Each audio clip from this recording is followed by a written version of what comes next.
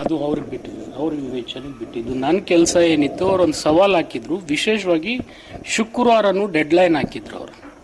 ಅದಕ್ಕೆ ನನಗೆ ಅನಿವಾರ್ಯವಾಗಿ ಕೊಡಲೇಬೇಕಾಯ್ತು. ಯಾಕಂತಂದರೆ ಸವಾಲು ಸ್ವೀಕಾರ ಮಾಡದೇ ಇದ್ದರೆ ನಾಳೆ ನಾನು ಸಾರ್ವಜನಿಕವಾಗಿ ಮುಖ ತೋರಿಸ್ತಕ್ಕಂಥ ಸ್ಥಿತಿಗೆ ಬರ್ತಿದ್ದಿಲ್ಲ. ಮತ್ತು ಅವರು ಪದೇ ಪದೇ ಇದೊಂದು ಅಪಾರ್ಚುನಿಟಿ ಯೂಸ್ ಮಾಡಿಕೊಂಡು ಸುಮ್ಮನೆ ಅದು ಆಗದೆ ಇರತಕ್ಕಂಥ ಮಾತುಗಳನ್ನು ಆಡ್ತಾ ಹೋಗ್ತಿದ್ರು ಅವರು.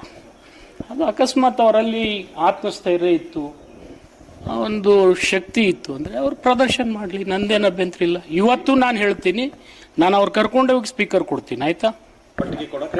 ನಾನು 100% ರೆಡಿ ಇದ್ದೀನಿ. ಅದು ಸವಾಲ್ ಗಿವಾಲ್ ನಾನು ಹಾಕಿಲ್ಲ, ಸವಾಲ್ ಹಾಕಿದವ್ರಿಗೆ ಉತ್ತರ ಕೊಟ್ಟಿದ್ದೀನಿ ಅಷ್ಟೇ. ನಾನು ಸವಾಲ್ ಹಾಕ್ತಕ್ಕಂಥ ಮನುಷ್ಯನೂ ಅಲ್ಲ.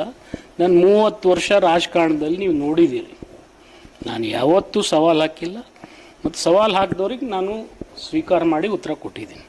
ನೋಡ್ರಿ, ಅವ್ರು ಅನ್ಬಾರ್ದಿತ್ತು ಪಾಕಿಸ್ತಾನ ಅಂದರೆ ಏನು.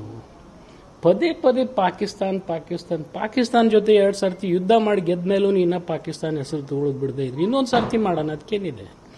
ಸುಮ್ಮನೆ ಪಾಕಿಸ್ತಾನದ ಒಂದು ನೆಪ ಮಾಡಿಕೊಂಡು ಜನರ ಭಾವನೆ ಕೆರಳಿಸ್ತಕ್ಕಂಥದ್ದು ಅದು ತಪ್ಪಲ್ರಿ. ನಾನೇ ಹೇಳಿದ್ದೀನಲ್ಲ, ಫಸ್ಟ್ ಡೇ ನಾನೇ ಹೇಳಿದ್ದೀನಿ. ಆಮೇಲೆ ತಿರಸ್ಕಾರ ಆಯಿತು. ತಾಂತ್ರಿಕ ಕಾರಣ ಅಲ್ಲದು. ನಾನು ಬಹಳ ಸ್ಪಷ್ಟವಾಗಿ ಹೇಳಿದ್ದೀನಿ.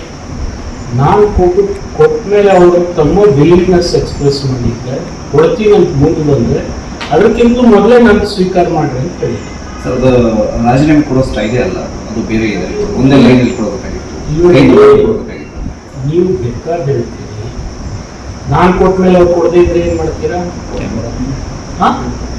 ನಾನು ಕೊಡ್ತೀನಿ ಅಂತ ಇವತ್ತು ರಾಜ್ಯದ ಜನರ ಮುಂದೆ ಹೇಳಿದ್ದೀನಲ್ಲ, ನಿಮ್ಮ ಮುಂದೆ ಹೇಳ್ತಾ ಇದ್ದೀನಿ. ಈಗ ಇವತ್ತು I am sticking on to my decision. जुड़े रहिएगा आपके अपने चैनल बीजापुर समय के साथ।